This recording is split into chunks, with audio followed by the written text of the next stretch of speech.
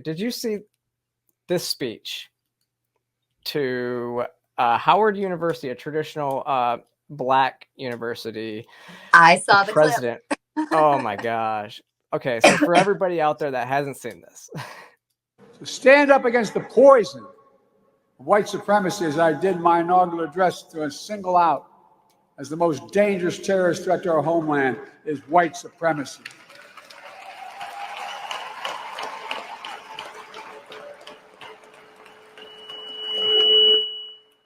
And I'm not saying this because I'm at a Black HBCU. I say it wherever I go. no, you're not, right? I mean, that's he gave away the trick right there at the end. Yeah, I don't think he was supposed to say that part out loud. I know, no, probably not, because yeah, he shouldn't have said that, because it's the way that they do it all the time. Is they always, wherever they go, will say what they want their audience to hear. Now, did you read any of the rest of that speech though? Like, the whole speech was race riddled. Like, it was all about, racism and, the audience being Black. And I can only think of, like, if I'm in that audience, it feels like somebody's pandering if the only thing that they're talking about is, this, characteristic that I was born with. I know, but you heard everybody applaud, because I'm guessing at a historically Black college, they're going to be pumping out people who believe that and have no basis for challenging it. Like, they're not going to be taught to challenge that thought. They're going to be taught, okay, you're victims. The president's coming here to reinforce that you're victims. And this is your life. This is what you are. It's not who you are. Yeah. Now, it's really interesting because I think that there was a lot of lies. I mean, the president lies about, like, his history all the time. Oh, and so, like, he claimed that the assassination of Martin Luther King and then the riots that followed were the reason he became a public defender. Wow. I don't think that's true. Then you would have, like, signed the 94 crime bill. Yeah, the 94 crime bill, any way that he spoke in the 70s and 80s, like, he's always been a racist old man, like, even when he was a young man. Yeah, that's not the truth at all. But what one of the tenets of communism is rewriting your story. So that's why we see Joe Biden and Kamala Harris, and they're able to Kamala saying that she celebrated Kwanzaa as a young child before it was, like, even invented. And they're able to do that because communism says your history is just a story. You can rewrite that and retell that however you want. So then we have the 1619 Project coming in and making shit up, and we have the president and the vice president of the United States just making shit up, and that nothing. It's to destabilize you from understanding what is real and what is not real, and that'll get you into communism. Well, and that's the postmodern aspect of CRT. That's so when they say that CRT is only teaching history, it's teaching their history. Not really the history, but it's their history that you're trying to erase. Yeah. Yeah. And it's like, no, that there's no evidence that any of this happened. You have no the history that we teach is the history that America teaches, 1776 history. That's all taken from letters, like documents. And it's not all pretty. It's not all pretty. Like the way that the Constitution was or the Declaration of Independence was written, it's got a racial slur in there. Like not everything about our history is pretty, but it's all factual because it's all written down.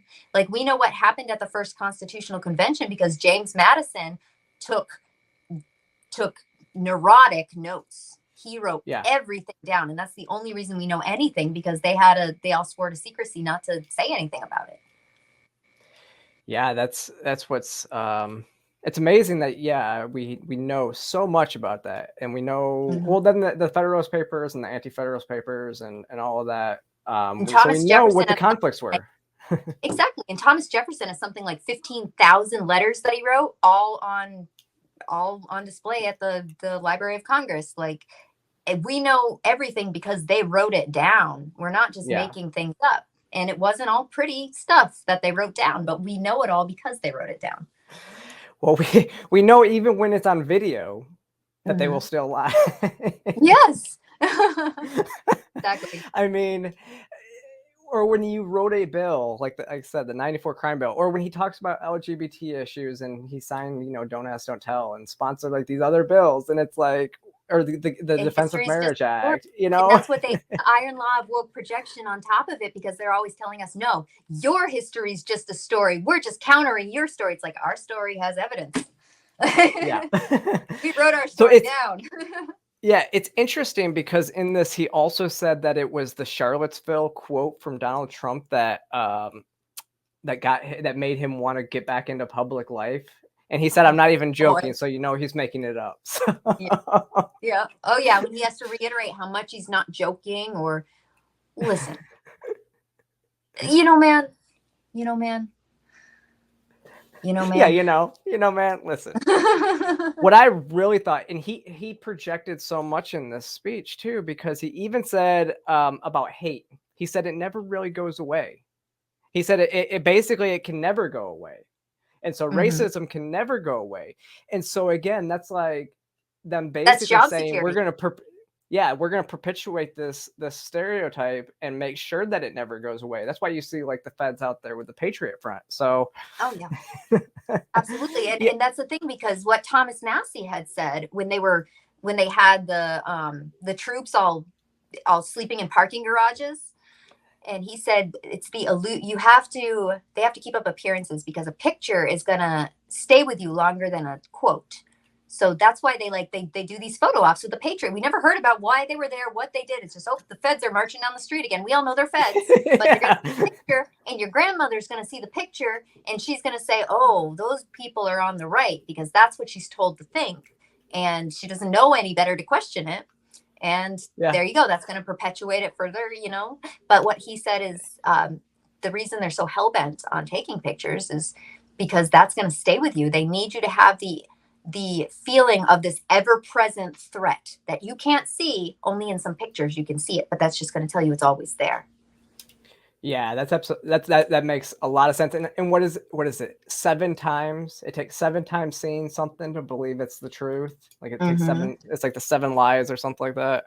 Yeah, and if you look at how much they added since the NDAA of 2012 that abolished the Smith-Mundt Act and replaced it with the Modernization Act, which allowed propaganda back into our country. That was 2012 when that happened. So 2013, propaganda started coming back into our country. And if you look at the flow of the propaganda, like they have these charts, like how much racism was mentioned, and it's like, and then you get to 2013, it shoots up the graph. Yeah. Yep.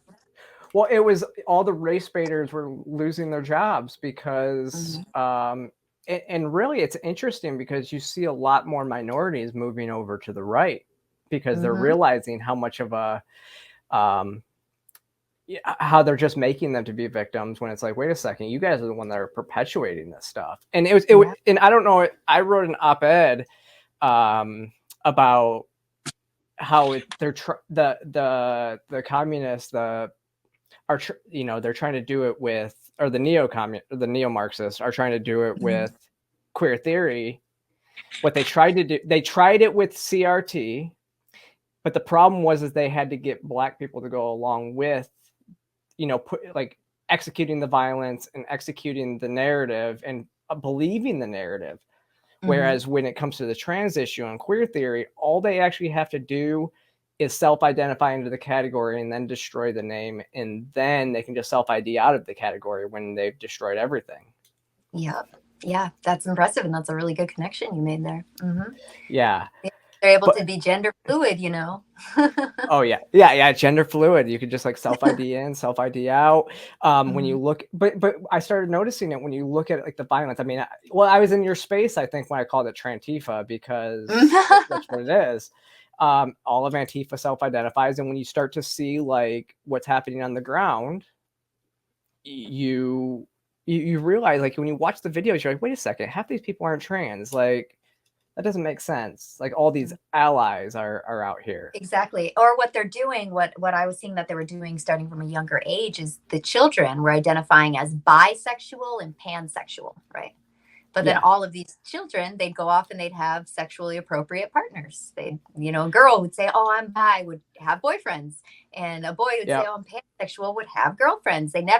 They could say they were these things and then live their lives normally, because the normal or the sexually appropriate partner was it was included, and it was included in bi and pan. So that happens so much. And actually, I was talking to Ariel Scarcella about this too, because that used to be a thing. It used to be like girls would say that they were bi to be cool, like back in, you know, it would be the cool thing to say that you were bi because then you were part of the community, but they were not really bi. And then basically what that did was it perpetuated, like it invalidated real bisexuals.